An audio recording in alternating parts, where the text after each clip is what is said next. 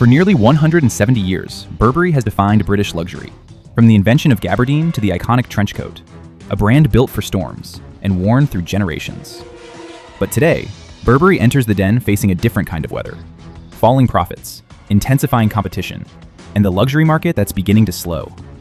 The question is no longer what is Burberry? It's, is Burberry still worth the investment?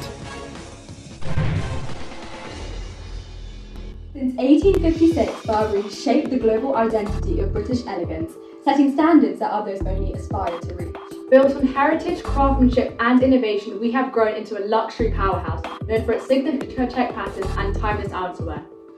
Today, our brand operates over 400 stores across more than 50 countries, offering luxury clothing, accessories and fragrances to customers worldwide. Lovely story, but I'm not investing in a trench coat. I'm investing in a business. So let's talk numbers.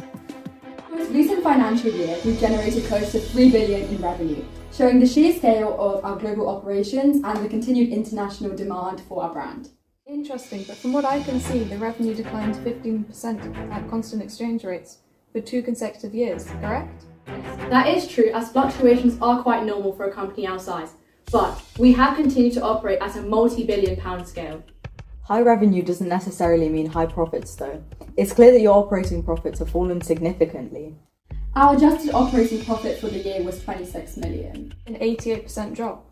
That's not a dip, that's a collapse. It is a significant drop, yes, but it's happened during a deliberate transition. We're restructuring the business and refocusing on what Burberry does best, through our Burberry Forward initiative.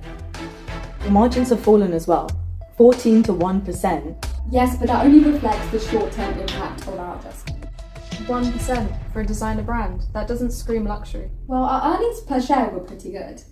In reality, Burberry's adjusted earnings per share fell sharply, from 73.9 pence to negative 14.8 pence year on year. Hermès, meanwhile, has been thriving, with its share price climbing by 15% over the same period.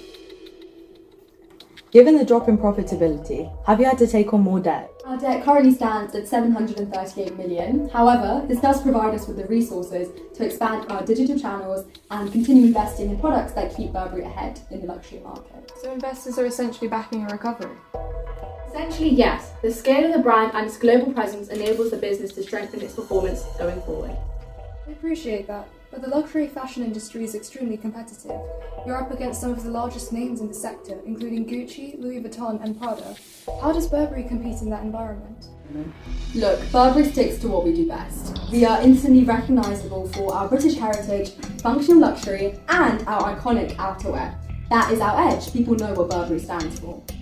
Sure, but the market isn't exactly booming. Some regions are slowing, and younger shoppers, they'd rather spend on experiences than another designer bag. Exactly why we're not chasing every trend. We set the trend. Our influence on social media speaks for itself. 20 million followers on Instagram. We just focus on the classic products that people love and trust.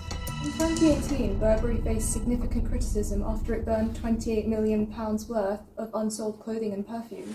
That raised serious concerns. What's changed since then? That practice has been completely discontinued. Since then, we have focused on reusing and recycling unsold products, alongside broader sustainability initiatives such as Burberry.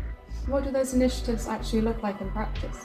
We have made significant environmental progress, cutting our Scope 3 emissions by over 50% since 2018. And now, around 84% of our raw materials are responsibly sourced. But there still seems to be concerns internally. You've cut 1,700 jobs. We have done this as part of our restructuring to streamline operations and improve our efficiency. As well as this, we have invested in initiatives like our Go One digital learning program, which more than 60% of our employees use. No doubt that the brand is powerful, and its global recognition is impressive. Agreed, but the financial picture is concerning.